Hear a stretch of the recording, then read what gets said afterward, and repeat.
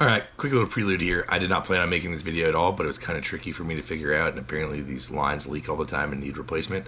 So if you're struggling on disconnecting the headlight washer sprayers or any other sprayer line on these Land Rovers, this is how you do it. This is my biggest complaint about these Land Rover Jaguar kind of things. They love to overcomplicate absolutely everything.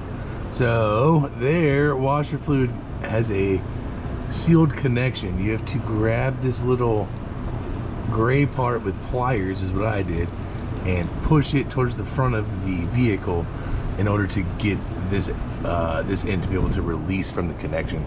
You can see it's just running out like crazy, but yeah, so now I gotta do the other line over there, but it took me quite a minute to figure that one out, so I'll try and get a shot of it for you. But basically I just came in here with these and wiggled it forward until it kind of clicked like that. So now you'll see how much space there is, how much gap. And now it's free.